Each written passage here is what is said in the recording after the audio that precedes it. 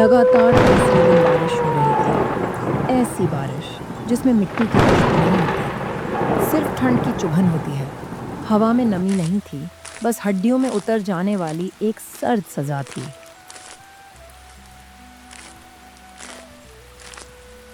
गांव के एक सुनसान कोने में, जहां से लोग अक्सर नजरें फेर कर निकल जाते थे, वहां एक जर्जर सी झोपड़ी खड़ी थी, इतनी टूटी हुई कि उसे घर कहना भी सच से ज्यादा एक मजबूरी लगता था। आज ठंड कुछ ज्यादा ही चुभ रही है।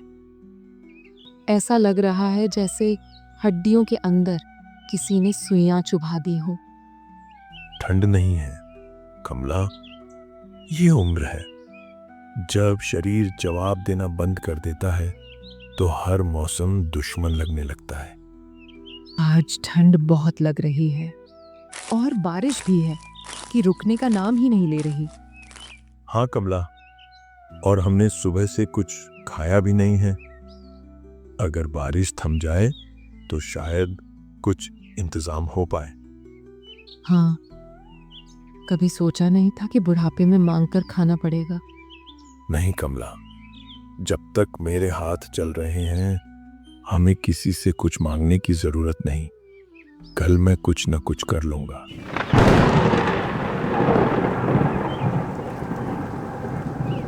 बारिश की आवाज के बीच दोनों बिना कुछ खाए चुपचाप लेट जाते हैं। भूख पेट में थी और ठंड हड्डियों में, लेकिन नींद मजबूरी बनकर आंखों पर उतर आई।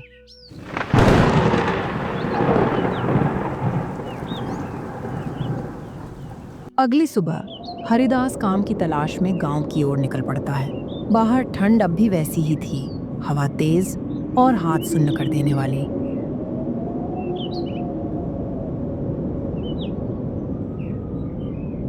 हरिदास गांव के स्टेशन पर पहुंचता है। चारों ओर ठंडी हवा चल रही होती है। तभी उसकी नजर स्टेशन के एक कोने पर जाती है।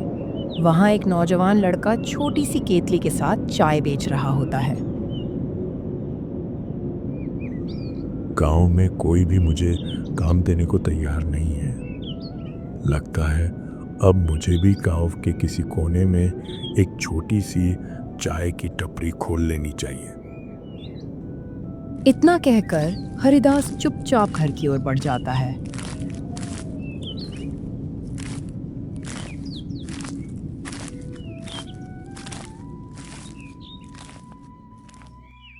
कमला, गांव में शायद अब कोई काम न मिले। मैंने सोच लिया है मैं गांव में ही एक छोटी सी चाय की टपरी खोलूंगा। पर हम चाय की दुकान कहाँ खोलेंगे? कहीं कोई खाली जगह दिख जाएगी, उसी कोने में अपनी टपरी लगा लेंगे। ठीक है, अपना ख्याल रखना। बाहर ठंड भी बहुत है। चलो, अभी मुझे बर्तन और थोड़ा बहुत सामान इकट्ठा करना है।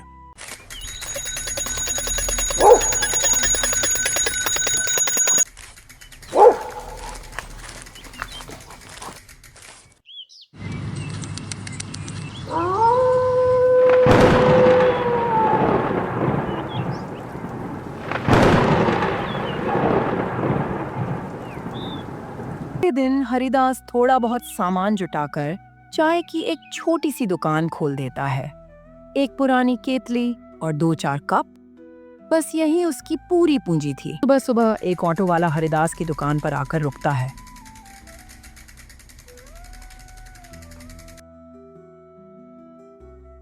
काका, एक चाय देना।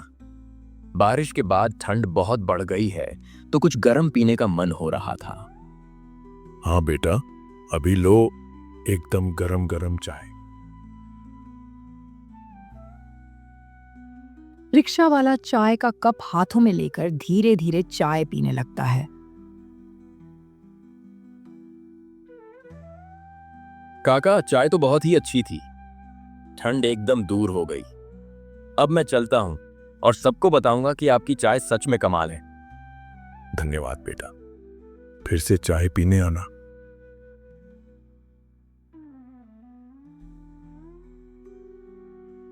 धीरे धीरे हरिदास की छोटी सी दुकान पर और भी ग्राहक आने लगे। अरे काका, बहुत अच्छी चाय बनाई है आपने। सच में, ऐसी चाय तो बहुत दिनों बाद पी। हरिदास के चेहरे पर हल्की सी मुस्कान आ गई। काफी समय बाद उसे लगा कि उसकी मेहनत रंग ला रही है।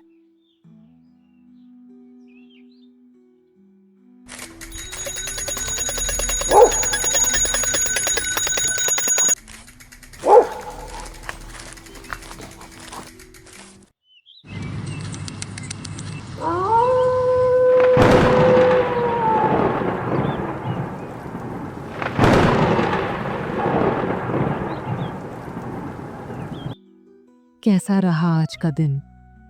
ठीक रहा। आज कई लोग आए थे, सबको चाय पसंद आई। सच? इतनी जल्दी? हाँ, एक रिक्शा वाले ने तो कहा कि वह सबको बताएगा हमारी चाय के बारे में। तो फिर हमारी मेहनत बेकार नहीं गई। नहीं कमला, आज पहली बार लगा कि हम फिर से कुछ बना सकते हैं। भगवान करे ये दुकान चल जाए, ठंड में लोगों को गर्म चाय मिले और हमें 2 वक्त की रोटी। दोनों अपनी छोटी सी दुकान की बातें करते रहे। उनकी आवाजों में अब डर कम था और उम्मीद ज्यादा। अगले दिन सुबह अचानक बहुत तेज बारिश शुरू हो गई। तेज बारिश और आंधी के बीच हरिदास की छोटी सी दुकान हवा के झोंके में उड़ गई, जैसे किसी ने उसकी मेहनत को पल भर में छीन लिया हो। बारिश के बाद जब हरिदास दुकान पर पहुंचा तो टूटी हुई टपरी देखकर उसका दिल बैठ गया। तभी उसी टूटे हुए सन्नाटे के बीच वहीं ऑटो वाला आ जाता है जो कल उसकी चाय की तारीफ करके गया था।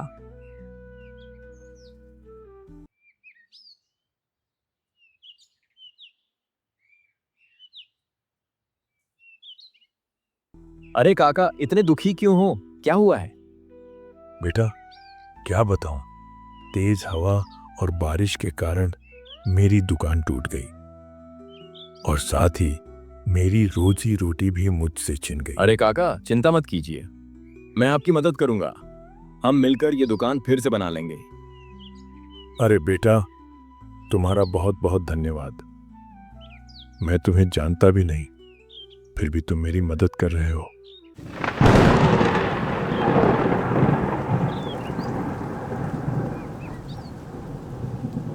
ये काका, आपकी दुकान फिर से बन गई। अब आप अपना काम फिर से शुरू कर सकते हैं। धन्यवाद बेटा, तुमने मेरी इतनी मदद की। कोई बात नहीं काका, अब मैं चलता हूं, फिर आऊंगा आपकी चाय पीने।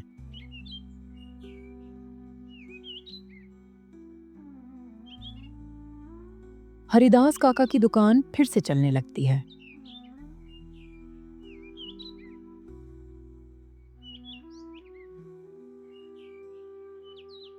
चाय की कमाई से हरिदास अपनी झोपड़ी की मरम्मत करवाता है। टपकती हुई छत पर वह नई तिरपाल लगाता है। कमला, अब छत से पानी नहीं टपकेगा। मैंने ऊपर तिरपाल डाल दी है। हाँ, अब बारिश और ठंड में घर गर्म रहेगा। और देखो, कुछ पैसे भी जमा हो गए हैं। इतने दिनों बाद लग रहा है कि हमारी जिंदगी फिर से पटरी पर आ रही है। इसी तरह दिन बीतते गए। बिना शोर बिना चमत्कार जिंदगी धीरे धीरे अपनी जगह बनाती चली गई। एक दिन वही ऑटो वाला फिर से आया, लेकिन इस बार उसके साथ उसका ऑटो नहीं था। वह पैदल चलता हुआ, थोड़ा झुका हुआ और चेहरे पर चिंता लिए हरिदास की दुकान के सामने आकर रुक गया। क्या हुआ बेटा, आज तुम इतने खोए हुए क्यों लग रहे हो? कुछ नहीं चाचा, मेरा ऑटो रिक्शा, मेरी रोजी रोटी सब मुझसे छिन गया। क्या हुआ बेटा, जरा ठीक से बताओ। मैं समझ नहीं पा रहा हूं कि ऐसा क्या हो गया।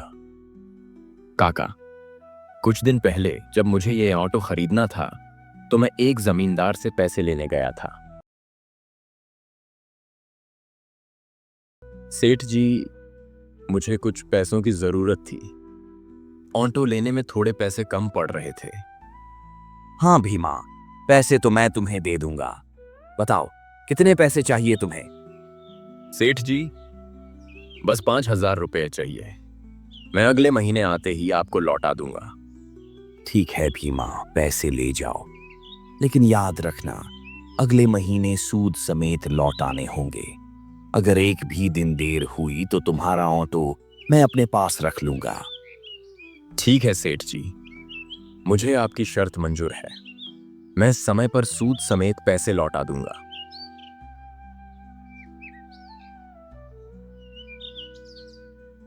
एक महीना बीत जाता है। एक महीने के बाद सेठ रास्ते में भीमा को रोक लेता है।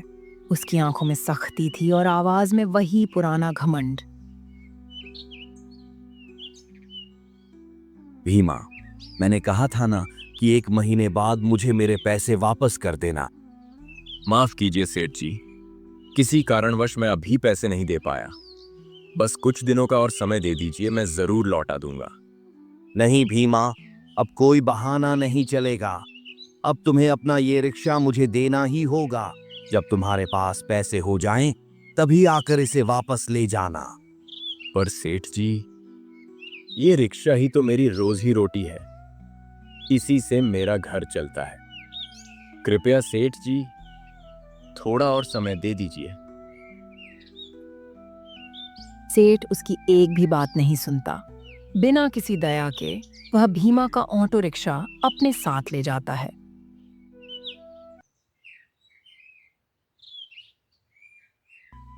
तो काका, इसी तरह मैं यहां आ गया और यही वजह है कि आज मैं इतना उदास हूं। ओह, तो ये बात है। बेटा, तुम्हें मुझे पहले ही बता देना चाहिए था। चलो, कोई बात नहीं। अब चलो मेरे साथ, हम उस सेठ के पास चलते हैं। ठीक है काका, जैसा आप कहें। बोलो भीमा, कैसे आना हुआ? मैं पहले ही कह चुका हूं, बिना पैसे दिए ऑटो रिक्शा वापस नहीं मिलेगा। हाँ सेठ जी, आप भीमा को उसका रिक्शा वापस कर दीजिए। पैसे मैं भर दूंगा। पर काका, आप क्यों पैसे दे रहे हैं? मैं खुद पैसे जमा करके दे दूंगा। बेटा, उसके लिए तुम्हें रिक्शा चाहिए होगा ना। रिक्शा रहेगा तभी तो कमा पाओगे और अपने पैसे वापस कर पाओगे। सेठ जी, ये रहे आपके पैसे। अब कृपया भीमा का रिक्शा उसे वापस दे दीजिए। ठीक है भीमा, अब तुम अपना रिक्शा लेकर जा सकते हो। भीमा और काका सेठ के घर से अपना रिक्शा लेकर चुपचाप वहां से निकल जाते हैं। भीमा की आंखों में राहत थी और हरिदास के चेहरे पर संतोष की गहरी झलक। काका, आपका बहुत बहुत धन्यवाद। मैं आपके ये पैसे बहुत जल्द लौटा दूंगा। कोई बात नहीं बेटा, जब तुम्हारा मन करे तब लौटा देना। और फिर तुमने भी तो मेरी मदद की थी जब मेरे पास कुछ नहीं था। जिंदगी में असली अमीरी पैसों से नहीं, एक दूसरे का सहारा बनने से आती है। आज हरिदास ने भीमा को संभाला, कल कोई और किसी और को संभालेगा और इसी तरह इंसानियत जिंदा रहती है।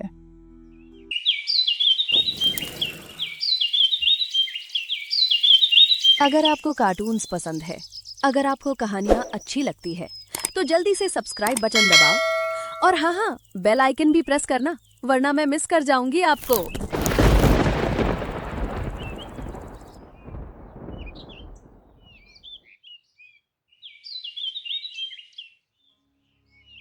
पेट में चूहे कूद रहे हैं, ठंड से जान निकल रही है और कल से अन्न का एक दाना नहीं गया। कुछ खाने को गर्म हो तो दे दे, अब ये भूख और ये जाड़ा सहा नहीं जाता। नैना, जो खुद ठंड से सिकुड़ी बैठी थी, झल्लाहट में बोली, माँ जी, अगर हमारे पास कुछ होता तो मैं आपको भूखा क्यों रखती? मैं भी तो भूखी हूँ। ठंड से मेरे भी हाथ पांव सुन्न हो गए हैं। आपके नालायक बेटे ने हमारी जिंदगी नर्क बना दी है। न जाने मैंने कौन से जन्म में पाप किया था जो मेरी शादी इस निकम्मे और आलसी आदमी से हुई। बाहर देखो कैसा प्रलय आया है और घर में एक सूखी लकड़ी तक नहीं है जलाने को। बहू, ऐसा मत कहो। विराज तेरा पति है। पति होकर कौन सा सुख दिया है उसने मुझे? नैना चिल्लाई। उसकी आवाज बादलों की गरज में दबने लगी।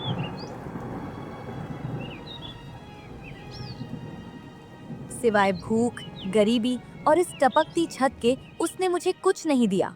ये कहकर नैना फूट फूट कर रोने लगी।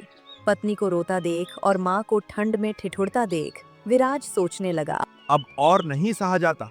ये बर्फीला तूफान और ये गरीबी हम सबकी जान ले लेगी। मुझे कुछ करना ही होगा। एक काम करता हूँ, विक्रांत के पास जाकर कुछ सहायता मांगता हूँ। वो रईस है, उसके पास पक्का मकान और आग है, वो मेरी मदद जरूर करेगा। इतना सोचकर विराज ने अपना फटा पुराना कंबल ओढ़ा और बाहर उस जानलेवा बारिश और बर्फबारी में अपने मित्र विक्रांत के घर की ओर चल पड़ा। कीचड़ और बर्फ में पैर धंसते जा रहे थे, लेकिन विराज चलता रहा। जब विराज कांपता हुआ विक्रांत के विशाल और गर्म घर पहुंचता है, तो विराज की हालत देखकर उसका मित्र विक्रांत अलाव के पास बैठे-बैठे पूछता है। क्या बात है विराज, इस प्रलय जैसी बारिश में तुम यहाँ क्यों आए हो? तुम्हारा चेहरा क्यों उतरा हुआ है? क्या बताऊं विक्रांत, गरीबी और इस मौसम की मार ने कमर तोड़ दी है। घर में खाने को दाना नहीं है, छत टपक रही है, हर दिन घर में चिकचिक रहती है। गरीबी ने जैसे चैन सुकून सब छीन लिया है। अगर तुम थोड़ी सी मदद कर दो तो शायद हम इस ठंड में मरने से बच जाएं। कम से कम घर में थोड़ी शांति तो आ जाएगी। देखो विराज, मैं तुम्हारी कोई मदद नहीं कर सकता। मैं पहले ही धन से कई बार तुम्हारी मदद कर चुका हूँ। तुमने आज तक मेरा एक भी सिक्का नहीं लौटाया। ऐसा कब तक चलेगा? तुम कोई काम धंधा क्यों नहीं करते? जब तुम्हारे पास धन खत्म हो जाता है तो तुम इस तूफान में भी मेरे पास चले आते हो। मैंने दोस्ती का लिहाज किया, लेकिन अब बहुत हुआ। मैं तुम्हें एक फूटी कौड़ी नहीं दूंगा। मेरा भी परिवार है, मुझे उनकी चिंता करनी है, इस मुश्किल वक्त के लिए बचाना है। विराज की आंखों में आंसू आ गए। इसका मतलब तुम मेरी मदद नहीं करोगे? नहीं, बिल्कुल नहीं। मुझसे भीख मांगने से अच्छा है कि तुम इस मौसम का सामना करो, कुछ मेहनत मजदूरी करो और अपने परिवार का पेट पालो। अब जाओ यहाँ से, मेरे घर में गीले पैर मत करो। अपने मित्र विक्रांत की बात सुनकर विराज का मुंह लटक गया। बाहर बिजली कड़क रही थी और वो निराश होकर वापस ठंड और बारिश में अपने घर की ओर चल दिया। बस विक्रांत से ही उम्मीद थी, वही मुझे इस मुसीबत से निकाल सकता था। लेकिन अब वो उम्मीद भी इस बर्फ में दफन हो गई। अब मैं क्या करूं? सुबह से पेट खाली है और ठंड हड्डियों को गला रही है।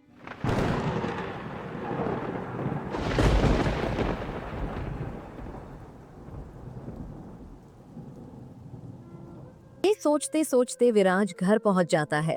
उसे बहुत जोरों की भूख लगी थी और ठंड से शरीर कांप रहा था, इसलिए वो अपनी पत्नी नैना से कहता है।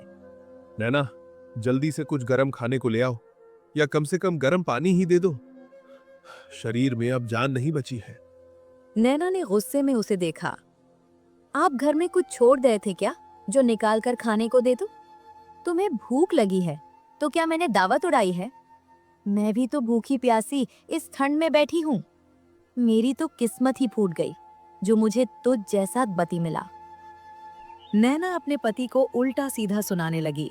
ये देखकर भूख और ठंड से व्याकुल विराज को गुस्सा आ गया। बाहर तूफान का शोर था और अंदर उसका दिमाग फट रहा था। वो गुस्से में अपनी पत्नी से बोला। धन स्त्री के भाग्य से मिलता है। जब से मैं तुझे ब्याह कर इस घर में लाया हूँ, तेरे कदम पड़ते ही मेरे सब कामकाज ठप।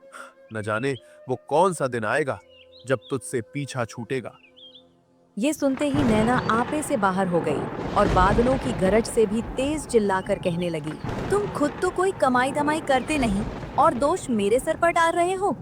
बस दूसरों पर इल्जाम लगाना बखूबी आता है, खुद के निकम्मेपन पर शर्म नहीं आती। इतना कहकर नैना जोर जोर से रोने लगी। रो, खूब रो। जितना रोना है रो लो, खूब आंसू बहाओ। शायद तुम्हारे आंसुओं से घर की पानी की कमी पूरी हो जाए। लेकिन याद रखना, तुम्हारे इन आंसुओं का अब मुझ पर कोई असर नहीं होने वाला। बहू को रोता देखकर विराज की बूढ़ी माँ कांपती हुई जल्दी से आई और कहने लगी। अरे, तुम दोनों ने इस आफत के मौसम में ये क्या तमाशा लगा रखा है? क्यों इतना शोर मचा रखा है? अरे क्यों झगड़ रहे हो? झगड़ा करने से क्या ठंड कम हो जाएगी या पेट भर जाएगा? हाँ माँ जी, झगड़ा मैं नहीं, खुद तो कुछ करते धरते हैं नहीं, मुझे दोषी बताते हैं। मेरी जगह अगर कोई और औरत होती तो इस टूटे घर और बर्फीली हवाओं में एक दिन नहीं टिकती। इतना कहकर नैना फिर से जोर जोर से रोने लगी। बाहर गश्त लगा रहे शाही सैनिकों के कानों तक पहुंची। सैनिक और आपस में कहा, इस घर में कोई स्त्री रो रही है, हमें घर के अंदर चलकर देखना चाहिए। आखिर माजरा क्या है? दोनों सैनिक बगैर इजाजत के विराज के घर का दरवाजा धक्का देकर अंदर घुस जाते हैं। वे पूछने लगे, क्या बात है? ये रोना धोना क्यों मचा रखा है? तुम्हारे रोने की आवाज बाहर तूफान में भी सुनाई दे रही। सैनिकों को सामने देखकर नैना ने रोना थोड़ा कम कर दिया। बूढ़ी माँ और विराज ने भी डर के मारे कोई जवाब नहीं दिया। सैनिक कड़क कर बोला, बोलते क्यों नहीं? क्या बात है? जो तुम्हारी पत्नी रो रही है, क्या तुमने इसे पीटा है? विराज ने सैनिक की बात का कोई उत्तर नहीं दिया, बल्कि वो मन ही मन सोच रहा था। कितनी शर्म की बात है, घर की बात नैना के रोने से घर की चौखट लांग गई। अब मेरी नगर में क्या इज्जत रहेगी? इस महिला ने मेरी जिंदगी बर्बाद। बताते क्यों नहीं? आखिर क्या बात है जिस वजह से ये स्त्री रो रही है? क्या बताऊं? कुछ बात हो तो बताऊं भी। जरूर तुमने इसे पीटा है, शायद तुम अभी जानते नहीं हो। बात कुछ भी हो, ये हमारा घरेलू मामला है। तुम्हें दखल देने की कोई जरूरत नहीं है। और तुमने बगैर पूछे मेरे घर में प्रवेश कैसे किया? विराज को गुस्से में बोलता देख सैनिक को लगा कि विराज उसका अपमान कर रहा है, इसलिए वो कहता है, तुम्हें अभी इसी वक्त गिरफ्तार किया जाता है। एक महिला को पीटने के जुल्म में अब तुम्हें हमारे महाराज सजा सुनाएंगे। सैनिक जबरदस्ती विराज को बारिश में खींच कर ले जाने लगे। विराज की माँ और पत्नी सैनिकों को रोकने की बहुत कोशिश करती हैं, गिड़गिड़ाती हैं, लेकिन सैनिकों ने उन दोनों की एक नहीं सुनी। विराज को उस तूफानी रात में ले जाकर राजमहल में राजा के सामने पेश कर दिया।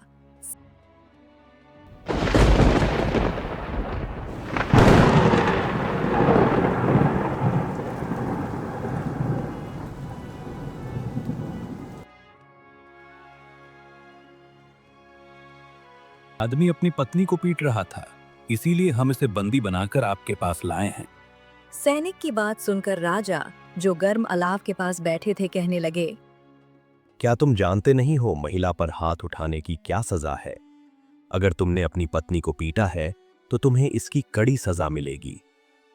मंत्री सुमित जी, हम चाहते हैं कि इस आदमी का फैसला तुम करो। राजा के कहने पर न्याय मंत्री सुमित ने विराट से पूछा, तुमने अपनी पत्नी को पीटा है? क्या ये सच बात है? बाहर इतना भयानक मौसम है और तुम घर में हिंसा कर रहे हो। क्या कहना चाहोगे तुम इस बारे में? मैं क्या कहूंगा मंत्री जी, बस इतना समझ लीजिए कि मेरी पत्नी मुझसे खुश नहीं है और मेरी माँ भी मुझसे नाराज रहे। घर में हर समय क्लेश मचा रहता है। ठंड और भूख ने हम सब की मति भ्रष्ट कर दी है। इतना कहकर विराज चुप हो गया। विराज की बात सुनकर न्याय मंत्री सुमित बोले, तुम्हारा अपराध तो बहुत बड़ा है, हम समझ गए इसका क्या हल है। महाराज, इस व्यक्ति की कोई गलती नहीं है, इसे छोड़ दिया जाए और शाही खजाने से इसे कुछ धन दिलवा दिया जाए। न्याय मंत्री की बात सुनकर राजा ने मंत्री की ओर चौंक कर देखा, पर कहा कुछ नहीं।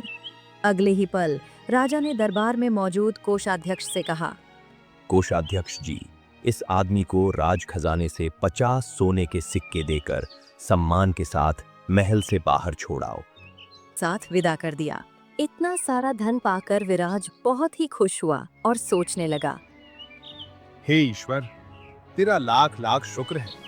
इस बर्फीले तूफान में जान भी बच गई और धन भी मिल गया। अब इस धन से मैं अपने घर की छत ठीक कराऊंगा और ढेर सारा खाना और लकड़ी लाऊंगा। विराज के जाने के बाद राजा न्याय मंत्री से पूछने लगे, मंत्री जी, एक बात मेरी समझ में नहीं आई। जब हमने अपराधी को कड़ी सजा देने की बात कही तो आपने उसे धन दिलवाकर रिहा क्यों करवा दिया? महाराज, वो आदमी अपराधी नहीं था। अगर आप उसे दंड देते तो उसके साथ नाइंसाफी होती। तुम ये बात इतने विश्वास के साथ कैसे कह सकते हो? महाराज, 3 सदस्यों वाले छोटे से परिवार में जब तीनों ही सदस्य एक दूसरे से खुश न हों और बाहर ऐसा कहर बरस रहा हो, तो समझ लेना चाहिए कि कारण घरेलू नहीं बाहरी है, और सबसे बड़ा कारण धन का न होना और ये जानलेवा अभाव है। इसीलिए मैंने उस आदमी को रिहा करवाकर उसे धन दिलवाया है। मंत्री जी, हमारी समझ में तुम्हारी बात अभी भी नहीं आई। आखिर तुम कहना क्या चाहते हो? महाराज, एक काम कीजिए, 1 हफ्ते बाद जब ये तूफान थोड़ा थम जाए, आप उस आदमी को दोबारा फिर से दरबार में बुलवाइए। फिर आपको मेरी बात समझ आएगी। ठीक है मंत्री जी, हम 1 हफ्ते बाद उस आदमी को अवश्य ही बुलाएंगे। उधर जब विराज अपने घर पहुंचता है तो उसे देखकर उसकी पत्नी और माँ दोनों बहुत खुश होती हैं। नैना विराज से कहती है, मुझे माफ कर दीजिए, मेरी वजह से आपको सैनिक इस ठंड में पकड़ कर ले गए। मैं आपसे वादा करती हूँ। अरे भाग्यवान, तुम परेशान मत हो, मैं तुमसे बिल्कुल भी नाराज नहीं हूँ। जो हुआ सही हुआ। फिर विराज ने अपनी पत्नी और माँ को सारी बात बताई और उन्हें सोने के सिक्के भी दिखाए। विराज की माँ ने कहा, बेटा, इन सिक्कों से हम लकड़ियाँ और राशन ले आएंगे, लेकिन ये केवल 3 महीने का गुजारा हो सकता है। जब ये खत्म हो जाएंगे तब फिर से घर में वही ठंड और झगड़ा शुरू हो जाएगा। इसलिए बेहतर यही है कि तू कुछ काम कर ले। आप चिंता न करो माँ, मैं कोई काम जरूर तलाश कर लूंगा। ऐसे ही 1 सप्ताह बीत जाता है। बाहर मौसम थोड़ा साफ हुआ था, लेकिन ठंड बरकरार थी। 1 सप्ताह बाद राजा ने सैनिकों को आदेश दिया कि विराज को दरबार में पेश किया जाए। राजा के आदेश पर विराज पुनः दरबार में पेश हुआ। विराज, अब तुम्हारे घर का क्या हाल है? लड़ाई झगड़ा बंद हुआ कि नहीं? महाराज, हमारे घर में धन और अभाव की लड़ाई थी। आपके यहाँ से 50 सोने के सिक्के मिलने पर हमने घर की मरम्मत करवाई और गर्म कपड़े लिए। अब हमारे दिन बड़े मजे से गुजर रहे हैं। घर में किसी को किसी से कोई शिकायत नहीं है। विराज की बात सुनकर राजा ने न्याय मंत्री से कहा, तुमने ठीक कहा था मंत्री जी, विराज के घर में धन की ही लड़ाई थी। न्याय मंत्री सुमित ने विराज को समझाते हुए कहा, विराज, तुम्हारे घर का झगड़ा तभी तक शांत रहेगा जब तक तुम्हारे पास वो 50 सोने के सिक्के हैं। सिक्के खत्म होते ही ये सर्द हवाएं फिर से तुम्हारे घर में झगड़ा ले आएंगी। आप ठीक कहते हैं मंत्री जी। तुम ऐसा कोई काम करो जिससे तुम्हारे घर में धन की कमी हमेशा हमेशा के लिए दूर हो जाए। मंत्री जी, मैं काम की तलाश कर रहा हूँ। काम की तलाश जारी रखो, कोई ना कोई काम अवश्य ही मिल जाएगा। इसके बाद विराज राज दरबार से खुशी खुशी अपने घर की ओर चल पड़ा।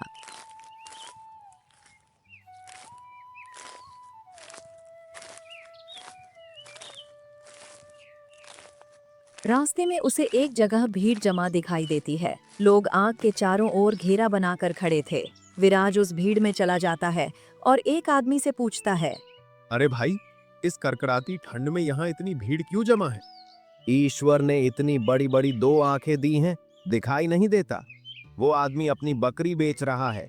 बकरी बेचने वाला चिल्ला रहा था, जो कोई मेरी इस वफादार बकरी को 10 सोने के सिक्कों में खरीद ले, जो भी इस बकरी को खरीदेगा उसे कभी धन की कमी नहीं होगी, क्योंकि यह बकरी बहुत भाग्यवान है। जिस भी घर में जाती है उस घर को धन से भर देती है। अरे भाई, जब ये बकरी इतनी ही भाग्यवान है तो तुम खुद ही क्यों नहीं रख लेते अपने पास? दूसरों को क्यों बेच रहे हो? तुम्हारी बात बिल्कुल सही है, लेकिन मेरे पास पहले से ही बहुत धन है। अब मुझे और धन की जरूरत नहीं है। बकरी वाले की बात सुनकर विराज सोचने लगा, अगर मैं इस आदमी से यह भाग्यवान बकरी खरीद लूं तो मेरा घर धन से भर जाएगा और मुझे इस ठंड में बाहर काम भी नहीं करना पड़ेगा। बगैर कुछ करे धन मेरे पास चला आएगा। इतना सोचकर विराज बकरी वाले से कहता है, मैं इस भाग्यवान बकरी को 10 सोने के सिक्कों में खरीदने को तैयार हूँ। ठीक है, आज से यह भाग्यवान बकरी तुम्हारी हुई। विराज 10 सोने के सिक्के देकर बकरी को बर्फीले रास्ते से अपने घर ले जाता है और खुश होता हुआ अपनी पत्नी से कहता है, नैना, कहाँ है? जरा जल्दी इधर आओ, देखो मैं क्या लाया हूँ। विराज की बात सुनकर नैना शॉल लपेटे घर से बाहर आती है। जब वो बकरी को देखती है तो वो विराज से कहती है, अरे, आप ये बकरी कहाँ से ले आए? बाहर इतनी बर्फ है, इसे रखेंगे कहाँ? मैं इस बकरी को 10 सोने के सिक्के देकर खरीद कर लाया हूँ। ये बकरी बहुत ही भाग्यवान है। जिस घर में भी जाती है उस घर को धन से भर देती है। ये आपने क्या किया जो आप 10 सोने के सिक्कों में ये बकरी ले आए? अरे, किसी ने आपको पागल बना दिया है, ठग लिया। अब हम इस बकरी को क्या खिलाएंगे? यहाँ तो खुद खाने को कुछ नहीं है, बकरी ने अचानक कहा, आप मेरी चिंता मत करो, मैं जंगल में जाकर बर्फ हटाकर घास खा लिया करूंगी। बकरी को बोलता देखकर विराज और उसकी पत्नी दोनों के होश उड़ गए। ठंड में उनके रोंगटे और खड़े हो गए। विराज बकरी से कहता है, तुम इंसानों की तरह बोलती हो? ये तो बड़ी हैरानी की बात है। मैंने कभी किसी जानवर को इंसानों की तरह बोलते नहीं देखा। हाँ, मैं बोल सकती हूँ। मैं कोई साधारण बकरी नहीं हूँ, मैं भी तुम्हारी तरह ही एक इंसान हूँ। क्या? ये कैसे हो सकता है? बकरी ने अपनी कहानी शुरू की। मेरा नाम काव्या है। मैं एक सुंदर और बुद्धिमान युवती थी। एक दिन हमारे बर्फीले पहाड़ी गांव में एक जादूगर आया। उसका नाम जादूगर काल था। उसने अपनी शक्तियों से तूफानों को रोक दिया, जिससे सब उस पर आंख बंद करके विश्वास करने लगे। एक दिन उस जादूगर की नजर मुझ पर पड़ी। उसने मुझसे विवाह करने को कहा, लेकिन मैंने साफ इनकार कर दिया। मेरे इनकार करने से वो जादूगर आग बबूला हो गया। फिर उसने अपने काले जादू और बर्फीली शक्तियों से मुझे बकरी के रूप में बदल दिया। उसका कहना था, अगर तू मेरी नहीं हो सकती तो किसी और की नहीं होगी। अब तू हमेशा के लिए एक जानवर बनकर इस ठंडे जंगल में भटकेगी। मैं रोती रही, चिल्लाती रही, पर उसको मुझ पर रहम नहीं आया। ये कहते कहते बकरी की आंखों से आंसू गिरने लगे। बकरी को रोता देख नैना का दिल भर आया। फिर वो बकरी से बोली, ये तो तुम्हारे साथ बहुत बुरा हुआ। क्या तुम अब कभी इंसान नहीं बन पाओगी? मेरे इंसानी रूप में आने का सिर्फ एक ही तरीका है, अगर उस जादूगर काल की हिम छड़ी तोड़ दी जाए। वो छड़ी ही उसकी सारी ताकत और इस तूफान का स्रोत है। जब वो छड़ी टूट जाएगी, उसके बाद सारा जादू खत्म हो जाएगा और मैं फिर से अपने असली रूप में लौट जाऊंगी। लेकिन उस जादूगर की छड़ी को नष्ट करना बहुत मुश्किल है। तुम परेशान न हो, मैं तुमसे वादा करती हूँ, ईश्वर ने चाहा तो तुम अपने इंसानी रूप में आ जाओगी। फिर नैना अपने पति से कहती है, विराज, मैंने अपने जीवन में कभी तुमसे कोई चीज नहीं मांगी, लेकिन आज मुझे इस महिला की कहानी सुनकर बहुत दुख हुआ है।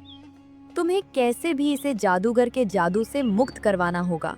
ये तुम क्या कह रही हो नैना? बाहर देखो, कैसा प्रलय है। मैं उस खतरनाक जादूगर का सामना कैसे कर सकता हूँ? अगर उसने मुझे अपने जादू से बर्फ की मूर्ति बना दिया तो मैं क्या करूंगा? तुम मेरी चिंता मत करो, बस तुम कैसे भी करके उस जादूगर की वो जादुई छड़ी नष्ट कर दो। विराज अपनी पत्नी को बहुत मना करता है, लेकिन उसकी पत्नी अपनी जिद पर अड़ चुकी थी। हार थक कर विराज ने फैसला किया कि वह उस बर्फीले नरक में जाकर बकरी को मुक्ति दिलाएगा। अगले ही दिन विराज जादूगर की तलाश में घने जंगलों और बर्फीले पहाड़ों की ओर निकल पड़ा।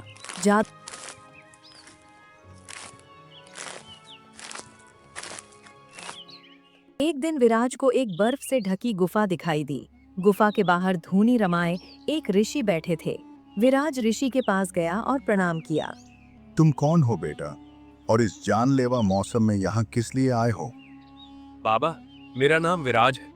मैं यहाँ एक जादूगर की तलाश में आया हूँ। फिर विराज साधु बाबा को सारी बात बताता है। विराज की बात सुनकर ऋषि कहते हैं, ठीक है पुत्र, अब तुम जा सकते हो। मैंने तुम्हारा काम पूर्ण कर दिया है।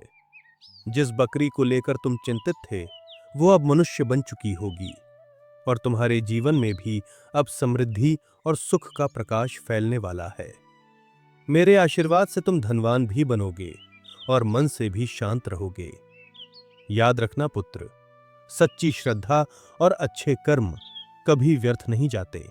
और हां, दूर बैठे मेरे प्रिय मित्रों, अगर आप भी सच्चे मन से इस कथा को पसंद करते हैं तो इस चैनल को अवश्य सब्सक्राइब करें, क्योंकि जो सच्चे दिल से जुड़ता है उसके जीवन में भी सोने के सिक्कों की तरह खुशियां खनक उठती हैं। मेरा आशीर्वाद आप सभी के साथ है। नमस्ते दोस्तों, आप देख रहे हैं सैमसंडर ट्यून्स।